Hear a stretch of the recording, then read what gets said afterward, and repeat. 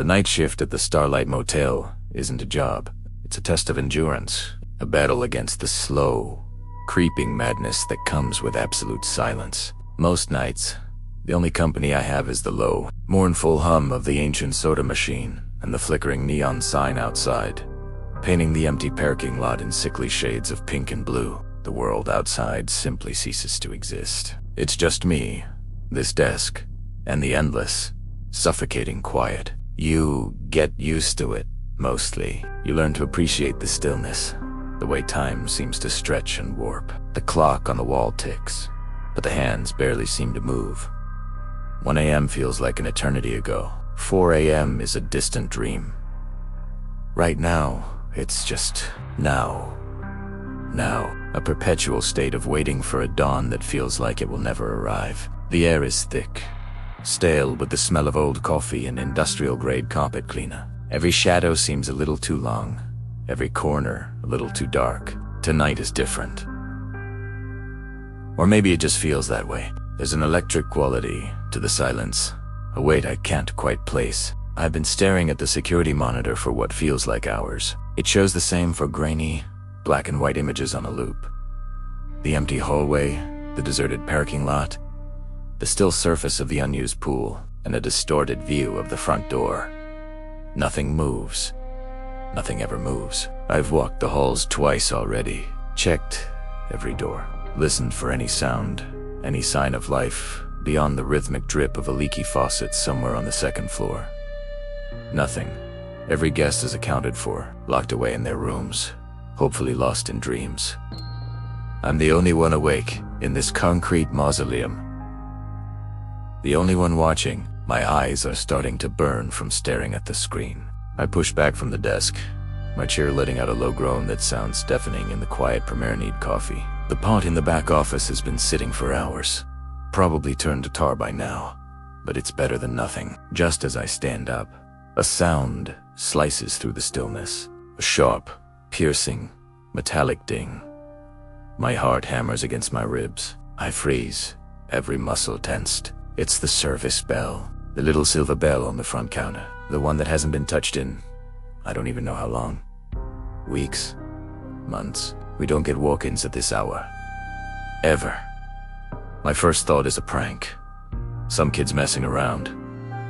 But the parking lot is empty. I would have seen headlights, heard a car door slam. My gaze darts back to the security monitor. The front door is still closed.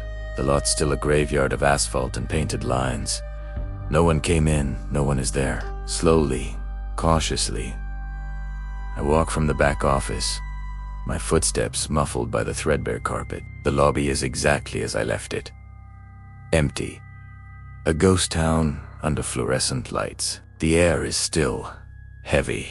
I inch my way toward the front desk, my breath held tight in my chest. I peer over the counter. Nothing. Just the worn laminate, the dusty guest book, and the small, gleaming silver bell. Who rang it? My mind races. Maybe a guest came down, rang it, and went back to their room when I didn't appear immediately. But why? And why so fast? I would have heard their footsteps on the linoleum, the creak of the stairs. I step out from behind the counter and walk to the glass front doors. I press my face against the cool surface, cupping my hands around my eyes to see past my own reflection. The parking lot is a void. The highway beyond is a strip of blackness. Not a single pair of headlights in sight. A cold dread begins to seep into my bones. This isn't right. This is wrong. Every instinct is screaming at me that I am not alone, despite what my eyes are telling me. I back away from the door, my gaze fixed on the bell. It's dead innocuous, almost mocking me with its silence. Okay. Calm down. There has to be a rational explanation. A draft. The air conditioning kicking on. It's an old building. Things creak. Things make noise, but a perfect, clear, intentional D-I-N-G. It's not possible. I decide to wait. If it's a prankster, they'll get bored. If it's something else, I don't know. I just need to see. I pull my chair back behind the counter, but instead of sitting in the back office, I sit right at the front desk, directly in front of the bell. I lean forward, my elbows on the counter, my eyes locked on that small silver object. I'm not going to be scared. I'm going to catch whoever's doing this. The seconds stretch into minutes. The only sound is the hum of the soda machine and the frantic, shallow rhythm of my own breathing. I don't blink. I don't look away. My world has shrunk to the 3 feet of counter space in front of me. The polished surface of the bell reflects the buzzing lights above, a tiny, distorted mirror. I can see the reflection of my own tense face, my wide, staring eyes. The silence returns, deeper and more profound than before. It feels like the world is holding its breath with me. Maybe I imagined it. Maybe the lack of sleep is finally getting to me, making me hear things. I start to relax. Hustalittle, my shoulders unclench.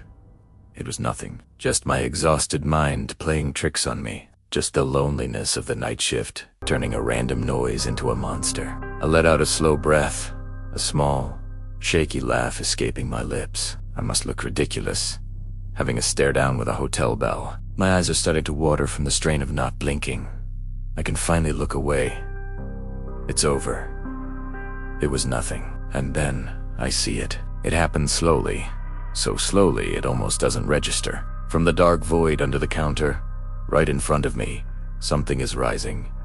It's not a shadow. It's pale, thin, the shape of a hand. The fingers are long, unnaturally so, and grayish-white, like bone or old marble. It ascends without a sound, emerging from the darkness I've been staring into this whole time. The air grows cold, impossibly cold. I can't move. I can't breathe. I can't scream.